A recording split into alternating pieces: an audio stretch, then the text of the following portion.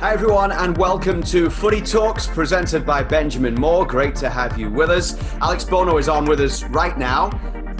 Great to have you on the show. It was great to see you back in between the posts of the game against New England Revolution. How was it for you to be back out there making your first MLS start of the season and for about a year, and also to get the clean sheets as well on the day? Yeah, it was huge. I felt really comfortable, honestly. I thought that I've been training well leading up, and I was excited to get back in the action. It's been a while since I've been fortunate to get a game, and so I was grateful that Greg decided to put me in for that one. And it felt good. We defended really well from start to finish, especially in that 9 a.m. heat. But at the end of the day, we came out with a point, and we ended up winning the group. So I was proud of the guys, and it felt really comfortable, really good to be back out there. Alex, we know in every facet and every life, continuity is important. We went back in the shootout for the first time in 4 months, and it felt a little different. You're a professional athlete. Take us on that mindset a little bit when you went all across the field there to play.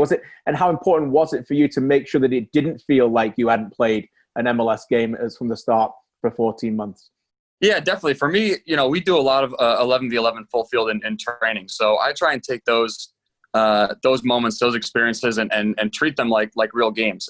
And if you do that, it gives you a really good opportunity to kind of block out. And it's easy down here. There's not much of an atmosphere. So, but it gives you an opportunity to block out the atmosphere, block out the pressures of being a game on television, that sort of thing.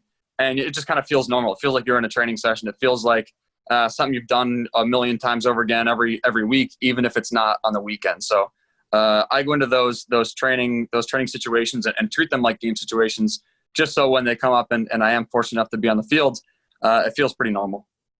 I thought you had a great game, Alex, and the levels of concentration are so important in a game like that, especially with the heat and the conditions. Obviously, not a lot of action. Tell us some of the things that go into your mindset. You've not played for a while. What are you focusing on going into that game?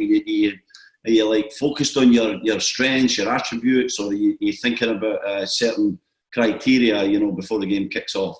Yeah, thanks, Steve. And for me, I really wanted to go out there and focus on just doing my job, doing what I'm supposed to do to help the team out. And, I know that I'm capable of being in between the pipes every single game. And that's my mentality. And so for me, just to go out there and just play my game, do the things that I feel comfortable doing, know what I'm doing. Don't try and play outside myself. We have a great team. And in no way do I have to do anything outside of what my job is, what my strengths are. So I just went out there and tried to play my game, try to have fun out there. At the end of the day, it is a game, and it's the game we love, and it's a game we live. And for me to go out there and enjoy it and do it as much as I can and take these moments and really enjoy them and put a smile on my face. I came out for warm-ups, and before I started warming up, I looked over at John looked over at me. It felt normal, and I just smiled. I turned around, I smiled, and I started jogging. I said, okay, here we go. It's time. The Benjamin Moore do-it-yourself play of the game is one that we have, a save that you made. As Stevie said, you didn't have to be too busy during the game, but you had to be alert when the opportunity came. Producer Kev, we'll get him to share the screen here, and we'll talk a little bit about that.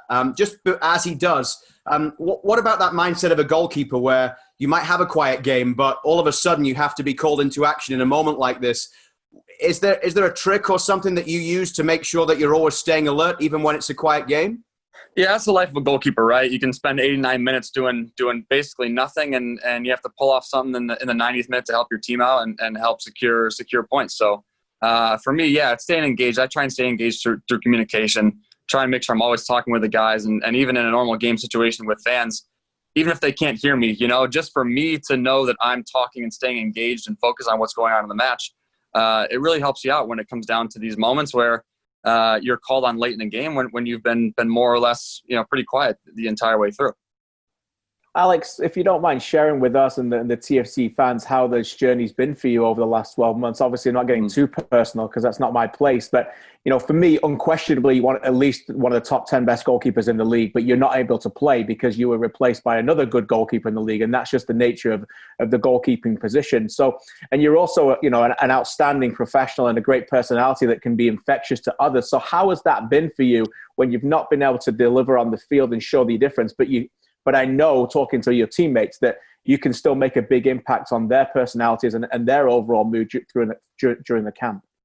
Yeah, thank you. I appreciate that. And obviously, it's never difficult when you're in a situation where you're at the top. You feel like you're the guy, and then all of a sudden you kind of get knocked down a couple pegs. And For some people it can be detrimental. For some people it can be a real strengthening moment, a moment where you have to look inside yourself and dig deep and say, okay, listen, these are the ebbs and flows of a career, of a season, of a game, and to take those along with you. And it's about how you react to it for me. And obviously it's something that you hope you never have to face, but when you do, it's about how you react. So for me, just coming in every day, trying to put a smile on my face, try and go out to the training field and get better and try and improve and try and make it so when I do get another opportunity, I'm best prepared to do that job. And it's never difficult. It's never easy. It's never easy. But at the end of the day, this is the game. This is the nature of the beast. And if you can take that and not take it too personally and say, listen, it's going to come back around.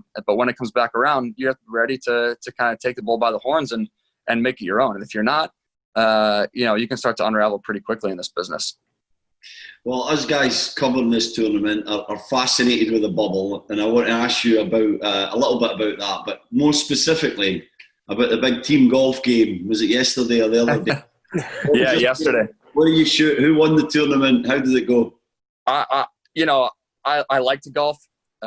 It's tough in Toronto when I have to go 45 minutes to an hour outside the city just to get a 9-hole or a round in. But yeah, it's good fun. Behind us we had Aro and Pablo, and I can tell you what, I don't know if they've ever held golf clubs in their entire life. So, they're like 50 yards out, and I'm thinking they're going to take a pitching wedge or something. They've got driver out, just trying to get the ball on the green. And I'm like, you got to be kidding me. I won my group. I had Eric and Griffin Dorsey, and Jacob Schaffenberg left after 9 holes. His concentration wasn't quite there, but I did win my group, which is it doesn't happen often. Griffin Dorsey's a pretty good golfer. Zav can hit the ball around too. So, I was proud of that one. I'm going to take that with me, and I'll make sure that they hear about it until the next round we play, and I get knocked down a couple pegs. How's it been for you and the rest of the team in terms of living with each other basically 24/7 for, I'm not sure how long it is now in terms of how many days you've been down there, but do you still like each other? Greg Vanney said when you went there that you were a good group of players, you'd been through a lot. Even the last few weeks leading up to it, he said that with everything going off in the world, he felt you'd come closer together as a group of players. So I suppose that is the question. Do you still like each other? Yeah, we have a great group of guys, which I'm really, really grateful for, is that no matter what happens in a game, it's very uplifting. After we were obviously disappointed after the DC tie, but there was never a moment where people got angry at each other and no one got frustrated. It was very uplifting. It was very keep the confidence flowing throughout the group, because we do have a good group on and off the field. So, we got a couple lounges up here on the team floor that guys are always hanging around in, and we have a fun group of guys, and we like to hang out with each other, and that's awesome for the camaraderie both on and off the field. So from that perspective, it's been all right. We come from a place where in Toronto where the organization is top class. It's top 2 or 3 in the league for sure in terms of player treatment, facilities, the way they take care of us. And to come down here, it's obviously different. It's different. You see some guys that kind of don't get that treatment. They're like, wow, this is great. And we're like, okay, it's our bubble. We're together in this, and we're going to make sure we come out alive and on top. Alex, you're into the knockout stages, and I know you know me a little bit. You know that I'm a little obsessed with penalty shootouts. So I have to ask you a question about this before I let you go. How's the preparation going for that? I'm actually talking to Q later on this afternoon a little bit about that as well. Mm-hmm. But and when you look back at your penalty shootouts, the Montreal one and obviously the one in Guadalajara, I think I was close to your goal for both of them. I remember actually the image of your face in the Montreal one where you just felt you couldn't do anymore because you had very little penalties to face. Is there anything you've learned from that, and talk us through the preparation for what's coming for potential shootouts? Yeah, John Conway does an awesome job of he gives a scouting report before every game of the potential PK takers, and there's clips of their last PKs and everything. So from that perspective, we're always prepared in terms of what to expect. Obviously, when you're in the heat of the moment, the penalty shootout comes in with the added pressure. It's a little bit different. You kind of maybe catch a read or you have a gut feeling and you just kind of go with it at the moment. But we're always looking at it before every game, and going into the knockout round is no different. We'll be prepared. We'll know the tendencies of each guy. We'll have watched all their penalties over the last few years to make sure that when it comes down push to shove, we have a good idea of what we're doing. Well, TFC New York City is the game coming up. You guys have had some pretty good tussles in the last few years. Would you have preferred Vancouver, do you think, as a team? That was the other option until late last night. And were you watching the game to find out, the Houston-LA game, to find out what was coming? Yeah, I was definitely watching. Down here in the bubble, there's not much else to do besides watch all the games that are being broadcast. So I was definitely watching. For me, it didn't really matter if we played, top or bottom or anyone else in between. We have a ton of confidence in our group. We have a ton of ability and like you said, we've been through the ringer in regards to these tournament formats over the last few years, and we've kept the core basically the same. And it always seems that when it comes down to the knockout round, the winner go home mentality, we just seem to turn it on to the next gear and show up even more than we have in the previous game. So for me, it didn't really matter who we were going to play. We have enough confidence in ourselves, and we're good enough to beat anyone we're on the field with. Thanks, Alex. We appreciate you taking the time to join us. Congrats once again on the performance against New England, and good luck for the rest of the tournament. Thanks guys. Stay safe up there. We'll see you all tomorrow on TSN for the start of the knockout round, Sunday for TFC. We'll see you soon. Have a good week. Thank you.